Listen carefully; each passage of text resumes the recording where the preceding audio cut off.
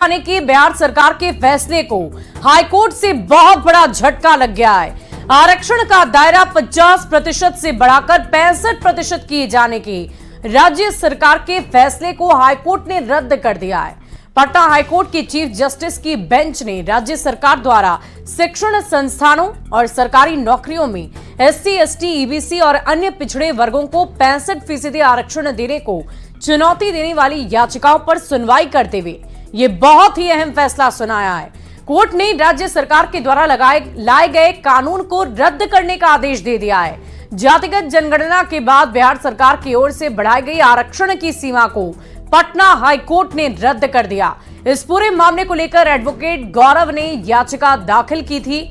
याचिका सुनने के बाद पटना हाईकोर्ट के चीफ जस्टिस ने माना कि आरक्षण का जो फैसला लिया गया था वो नियमावली के विरुद्ध है।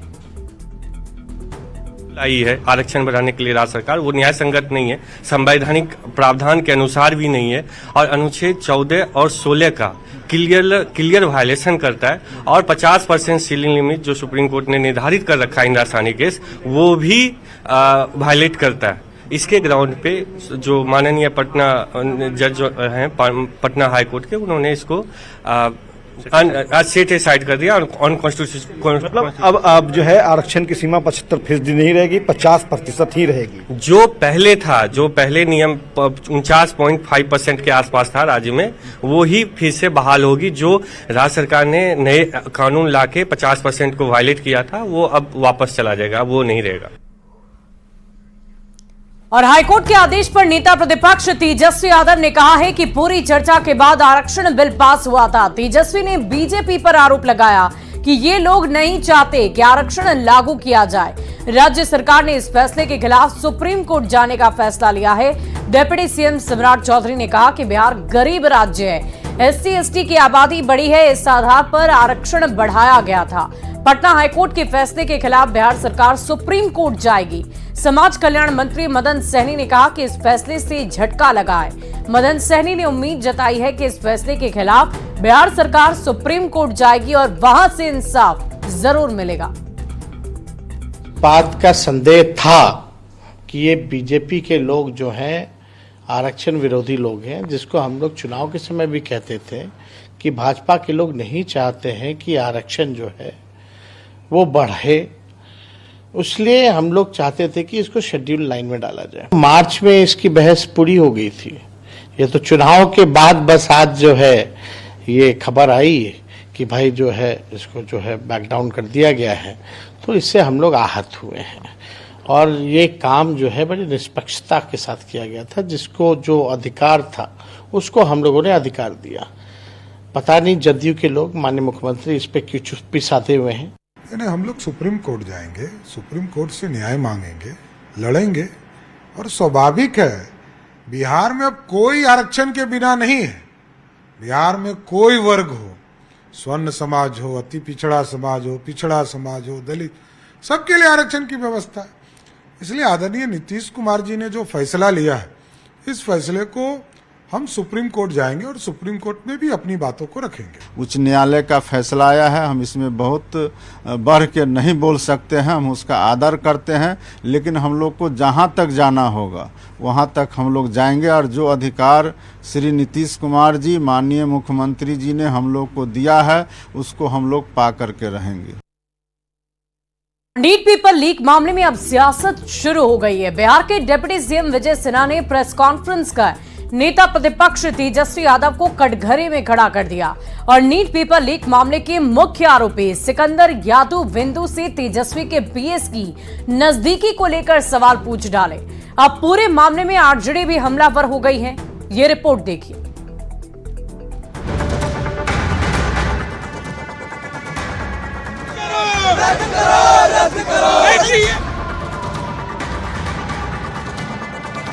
बिहार में बवाल है, नीट पेपर लीक पर घमासान है। मामला बेशक बच्चों के भविष्य से जुड़ा है, लेकिन सियासत अपने चरम पर पहुंच गई है। एक और नीट पेपर लीक के आरोपियों ने बड़े बड़े कबूलनामे कर सबको हैरत में डाल दिया है, तो वहीं एनडीए ने समय गवाए बगैर मौका लपक लिया। मामले में एक और सुप्रीम कोर्ट में सुनवाई चल रही थी। तो दूसरी ओर बिहार के डिप्टी सीएम विजय सिन्हा ने पटना में प्रेस कॉन्फ्रेंस कर नेता प्रतिपक्ष तेजस्वी यादव पर आरोपों की झड़ी लगा दी। पेपर लीक मामले के मुख्य आरोपी सिकंदर यादवेंदु को तेजस्वी का करीबी बताकर सवाल पूछा, ये रिश्ता क्या कहलाता है? कि NHI के गेस्ट हाउस में जो लोग ठहरे थे वो कौन थे, किसके आदेश पर ठहरने का उन्हें अवसर मिला था। गेस्ट हाउस में सिकंदर कुमार यादवेंदु के लिए कमरे की बुकिंग कराने के लिए फोन आया था। इधर बीजेपी ने सिकंदर यादवेंदु को तेजस्वी यादव का करीबी बताते हुए मामले को सियासी चटकारा दिया, तो उधर आरजेडी भी हमलावर हो उठी और सवालों की झड़ी लगाते हुए बीजेपी पर सियासत चमकाने के आरोप मढ़ दिए। सुन लीजिए, ये अनफिट लोग हैं, सरकार नाम की कोई चीज नहीं है बिहार में, समझ गए? ऐसे लोग अगर इस प्रकार की चीज बोले, यादव, कुशवाहा, मुसलमान, पिछड़ा, अत्यंत पिछड़ा, सरकार में रहने लायक, संविधान की शपथ लेते हैं। मान लीजिए सपोज दैट कि एक पत्रकार को कहीं हम ठहरा दिया, अब पत्रकार ने गलती कर दी, तो सजा पत्रकार को होगा कि जिनसे आप प्रेज करके आप ठहरे उसकी तो होगी नहीं, लेकिन वो ठहरने वो भी कोई साक्ष्य नहीं है। तो ये डिप्टी सीएम ने प्रत्यक्ष तौर पर, चूंकि भाजपा शासित जहां जहां राज्य है, चाहे हरियाणा हो, गुजरात हो, बिहार, वही क्वेश्चन लीक हुआ है। मेन कल्प्रिट को पकड़िए ना, जो लोग जांच एजेंसियों के सामने अपनी बातें रखे हैं जाकर के, उसमें कुछ है क्या? नीट पेपर लीक का ये मामला देश के नौनिहालों के भविष्य से जुड़ा है, लेकिन सियासत अपना नफा नुकसान देख रही है। आरोपी कितने हैं, पेपर लीक के तार कहां तक जुड़े हैं, तेजस्वी की पूरे कांड में क्या संलिप्तता है, बीजेपी के आरोपों में कितना दम है, सवाल बहुत सारे हैं और सियासत अपने शबाब पर है। न्यूज 18 के लिए पटना से शैलेंद्र और विनीता मिश्रा की रिपोर्ट। वहीं नीट पेपर कांड पर बीजेपी ने तेजस्वी के खिलाफ मोर्चा खोल दिया है। तेजस्वी का पर्सनल सेक्रेटरी और पेपर कांड के मुख्य आरोपी के बीच क्या संबंध है, यही सवाल बीजेपी ने प्रेस कॉन्फ्रेंस कर पूछ लिया, जिसके बाद से गोलमोल जवाब आरजेडी की तरफ से दिया जा रहा।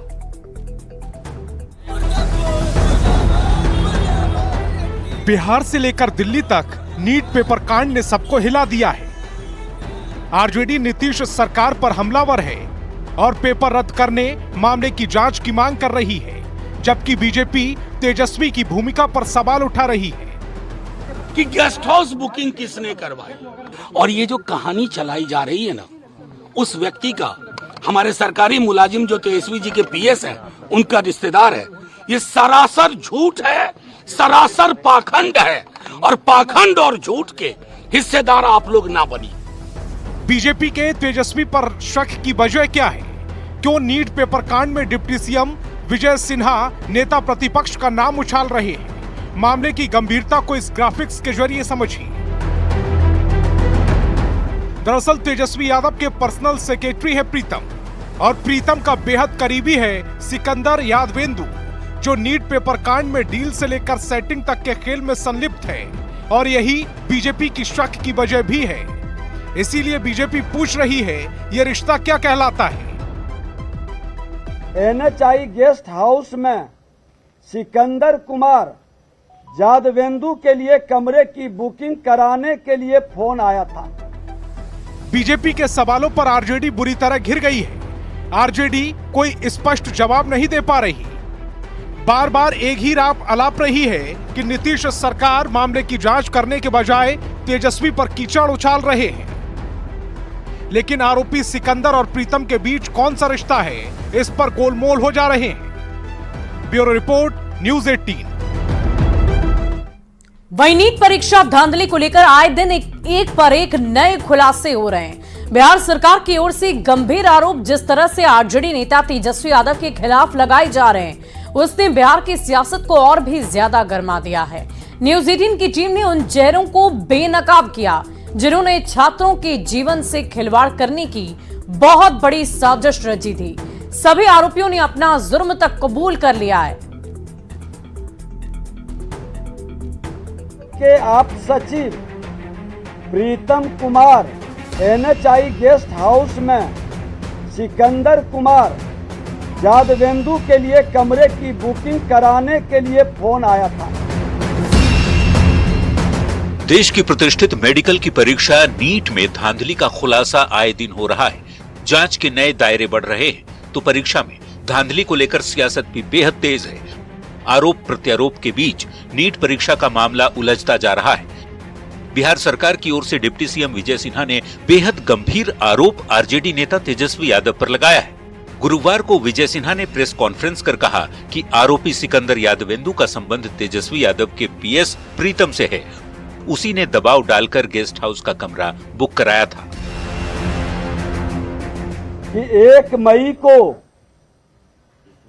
तेजस्वी यादव के आप सचिव प्रीतम कुमार के मोबाइल नंबर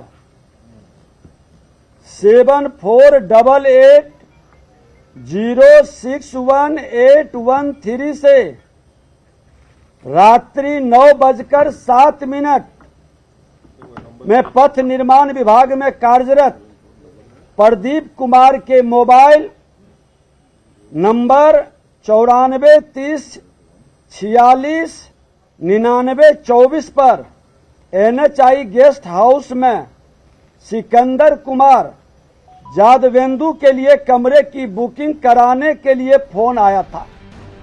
विजय सिन्हा ने अपने प्रेस कॉन्फ्रेंस में प्रदीप कुमार को भी सामने लाया। प्रदीप पथ निर्माण विभाग के कर्मचारी हैं।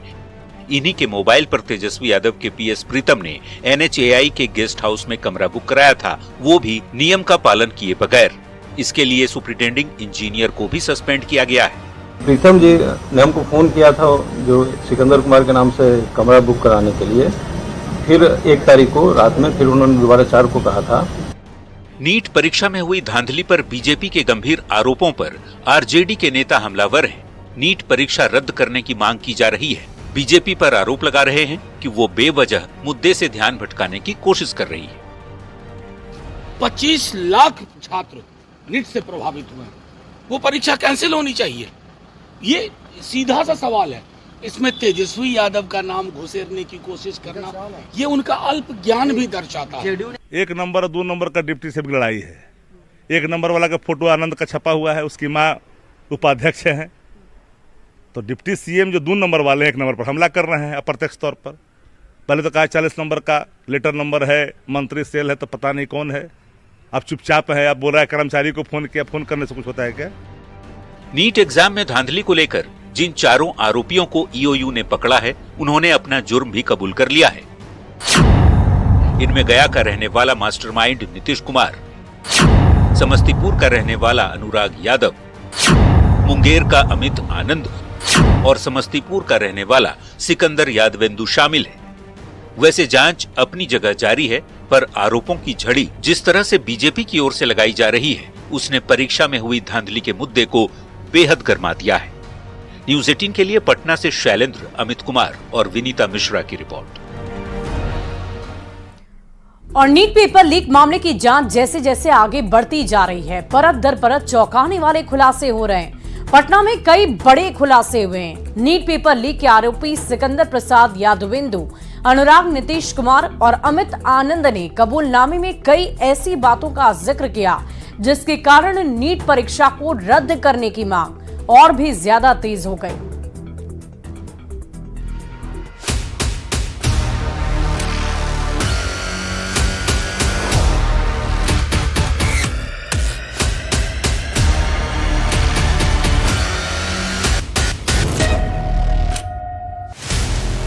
कैसे हुआ देश के भविष्य से खिलवाड़? कैसे हुई नीट की परीक्षा में धांधली? कैसे रातों रात नीट का पेपर रटवाया गया? कैसे बिहार बना फर्जीवाड़े का सेंटर पॉइंट? इन तमाम सवालों के जवाब उस कबूलनामे में छिपे हैं जिसे बिहार के समस्तीपुर के छात्र अनुराग यादव ने सार्वजनिक तौर पर कबूल किया है। सुनिए नीट में हुए धांधली पर सबसे बड़ा कबूलनामा। मेरा नाम अनुराग यादव है। मैं परिदा थाना हसनपुर जिला समस्तीपुर का रहने वाला हूं। मैं अपनी सफाई का बयान बिना भय या दबाव बिना लोभ लालच के शास्त्री नगर थाने में दारोगा तेज नारायण सिंह के समक्ष दे रहा हूं। मैं नीट की परीक्षा की तैयारी कोटा में एलन कोचिंग सेंटर में रहकर कर रहा था। मेरे फूफा सिकंदर यादवेंदु नगर परिषद दानापुर में जूनियर इंजीनियर के पद पर कार्यरत हैं। मेरे फूफा द्वारा बताया गया कि 5 मई 2024 को नीट की परीक्षा है, कोटा से वापस आ जाओ, परीक्षा की सेटिंग हो चुकी है। मैं कोटा से वापस गया और मेरे फूफा ने 4 मई 2024 की रात्रि में अमित आनंद नीतीश कुमार के पास मुझे छोड़ दिया। यहाँ पर नीट की परीक्षा का प्रश्न पत्र और उत्तर पुस्तिका दिया गया। रात्रि में पढ़वाया और रटवाया गया। मेरा सेंटर DY पाटिल स्कूल में था। मैं स्कूल में परीक्षा देने गया तो जो प्रश्न पत्र रटवाया गया था वही प्रश्न पत्र सही परीक्षा में मिल गया। परीक्षा के उपरांत अचानक पुलिस आई और मुझे पकड़ लिया। मैंने अपना अपराध स्वीकार किया, यही मेरा बयान है। अनुराग ने पुलिस को बताया कि उसे परीक्षा से एक दिन पहले कोटा से उसके फूफा ने बुलाया था और उन्होंने ही लीक पेपर की सेटिंग करवाई थी। 14 जून को न्यूज 18 इंडिया ने इस पूरे मामले पर बड़ा खुलासा किया था और सिकंदर यादवेंदु नाम के आरोपी का कच्चा चिट्ठा खोला था। अनुराग यादव मेरे साले संजीव कुमार का लड़का है, जो अपनी मां रीना कुमारी के साथ परीक्षा देने आया था, जिनके रुकने का इंतजाम मैंने ही NHAI गेस्ट हाउस एयरपोर्ट के नजदीक में करवाया है। साथ ही दूसरे अभ्यर्थी आयुष राज के पिता अखिलेश कुमार के साथ ये तय हुआ कि वो सभी अभ्यर्थियों को होटल ग्रैंड पैलेस रामकृष्णा नगर के पास ले जाकर अमित आनंद को सौंप देंगे, जो उन्हें नीतीश कुमार तक पहुंचाएगा और नीतीश कुमार सारे अभ्यर्थियों को लेकर लर्न पे स्कूल और लर्न बॉयज हॉस्टल, जो रामकृष्णा नगर में मौजूद है, में लेकर जाएंगे, जहां सारे अभ्यर्थियों को पत्र और उत्तर रटाया जाएगा। बदले में अखिलेश से कम पैसा लिया जाना था। सारे अभ्यर्थियों से प्रश्न पत्र लेने के बदले 40 लाख रुपए लेन देन की बात हुई थी। आरोपी आयुष का दावा है कि कई छात्रों को परीक्षा से पहले प्रश्न पत्र मिल गए थे और प्रश्न पत्र उन्हें उत्तर के साथ मिला था। इस मामले में मास्टरमाइंड कहे जाने वाले अमित आनंद ने क्या कुछ कहा, ये भी आपको सुनवाते हैं। मेरा नाम अमित आनंद, उम्र 29 साल। मैं अपनी सफाई का बयान बिना भय एवं दबाव, बिना लोभ लालच के शास्त्री नगर थाने में दारोगा जी के सामने दे रहा हूँ। मेरी दोस्ती सिकंदर यादवेंदु से है, जो नगर परिषद में बतौर जूनियर इंजीनियर काम करते हैं, जिनसे मेरी मुलाकात नगर परिषद दानापुर के दफ्तर में नीतीश कुमार के साथ हुई। वहां पर मैं अपने किसी निजी काम से गया था। बातचीत के सिलसिले में बताया कि किसी भी प्रतियोगी परीक्षा का प्रश्न पत्र लीक कर बच्चों को पास कराता हूँ। बातचीत के दौरान सिकंदर यादवेंदु ने बताया कि मेरे पास भी 4-5 लड़के हैं, जिसे आप परीक्षा में पास करा दीजिए, जो नीट की तैयारी कर रहे हैं, उसे पास करा देना है। इसके बदले में नीतीश कुमार ने बताया कि 30 से 32 लाख रुपए लगेंगे, तो सिकंदर यादवेंदु तैयार हो गए। फिलहाल नीट परीक्षा में हुई इस धांधली की खबर ने बिहार के सियासी पारे को भी हाई कर दिया है। तो आपने सुना कि इस पूरे मामले को लेकर सियासत तो हो ही रही है, लेकिन बड़ा सवाल ये है कि बार बार बिहार का नाम ही पेपर लीक कांड से कैसे जुड़ जाता है। बहरहाल हम आपको पूरी जानकारी देते हैं कि नीट पेपर लीक में अब तक क्या कुछ हुआ है। नीट पेपर लीक का केंद्र बिहार बना। पेपर लीक में बिहार के कई किरदार सामने आए। सिकंदर प्रसाद यादवेंदु पर बहुत बड़े आरोप हैं। डील से लेकर सेटिंग तक के खेल में यादवेंदु का नाम सबसे ऊपर है। आरोपी सिकंदर प्रसाद यादवेंदु ने अपना कबूलनामा भी सामने रखा।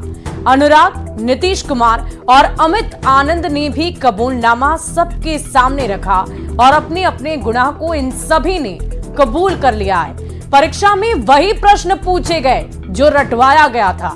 नीट पेपर लीक मामले में सियासत शुरू हो गई है।